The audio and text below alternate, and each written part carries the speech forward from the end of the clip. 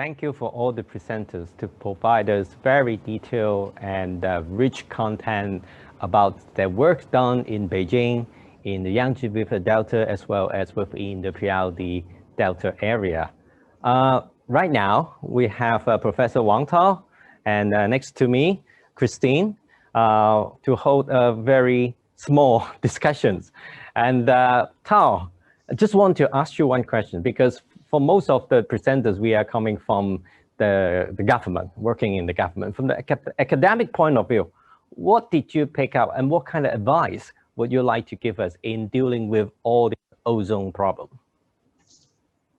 Well, first, I'm very glad to hear so much progress has been made, especially on ozone, in the past, I think, summer or autumn, real actions actually have been taken. So, the ozone problem, many of us know for a long time, Christine and our group and others started to work on ozone how many years ago? I think almost 20 years ago, right? So it's but finally that now real actions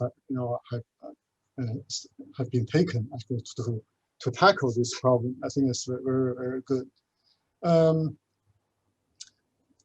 think it's there's still something that needs to be done. That before we were lacking information about like VOC and other data, but now there are so much data available, especially in many cities in China, and in particular, the VOC data are critical for understanding the ozone problem and taking actions.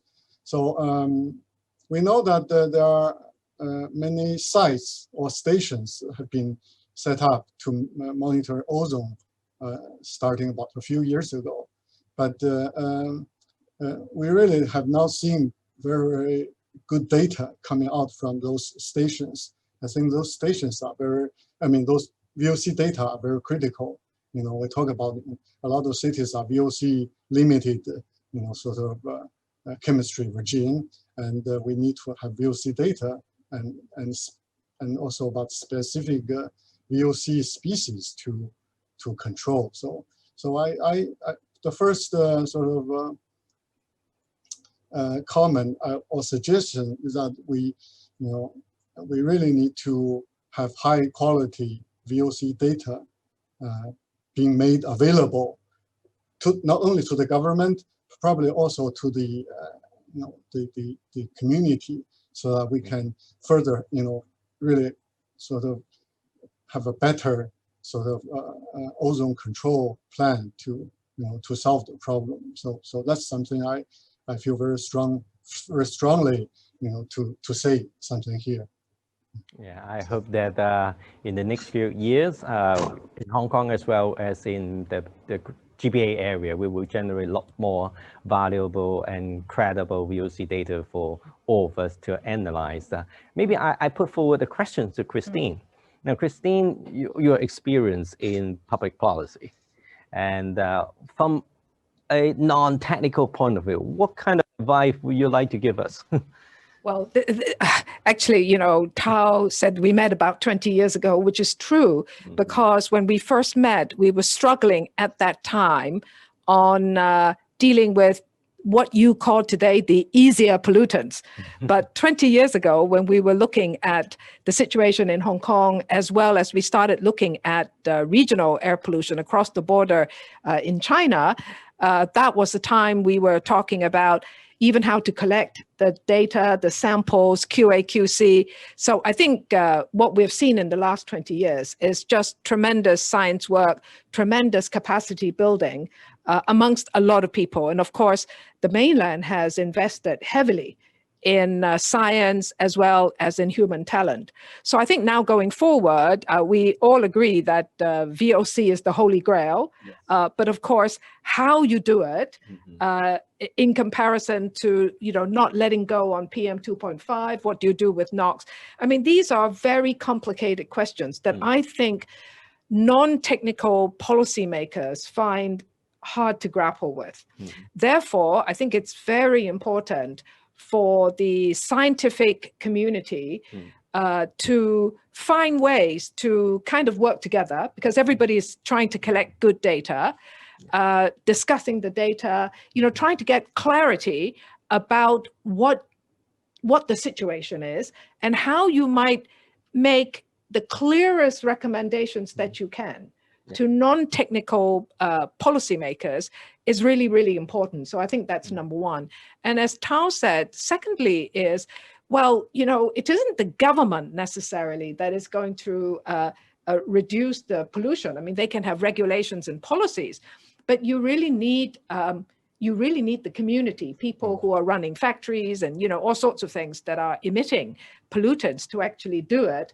And so you need to be able to explain to people the technical bits, what people need to do in a sort of simplified and compelling way. Actually, this is really hard work. So I think my final observation is, apart from the scientist relying on you to really give us the science, scientists also need to work with people who are good at communication, but they must first learn to digest the science that you're trying to explain to them. Right. So I think if we're looking at younger people, particularly students, you need to really combine the hard science with communication and the arts, right? Yeah. Because today it's all about how you can also communicate simply using visuals and so on, so that you will have public support, because it's going to need a lot of money. It's going to need a lot of people to be willing to change within a relatively short period of time, because what we want is blue sky. And then, of course, policymakers have already said, we want you to go forward to deal with clean air, but at the same time, decarbonization. So this is kind of multidiscipline, really complex, but really interesting stuff.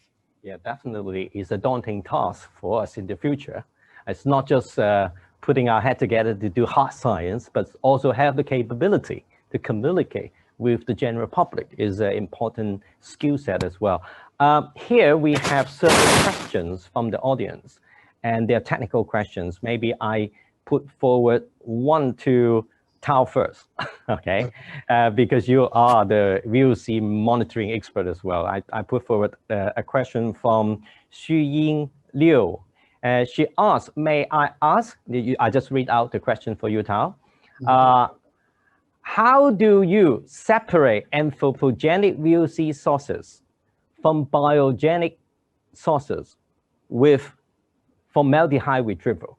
So basically, she asked, based on formaldehyde, the data, can we separate it where they come from anthropogenic sources or come from biogenic sources? Could we do that? No. So formaldehyde can come from both anthropogenic sources, and also it's a product of biogenic emission oxidation. So, but there are ways to separate or to apportion the atmospheric formaldehyde using some tools that primarily we can use modeling tools can calculate the relative contributions from natural and man-made sources.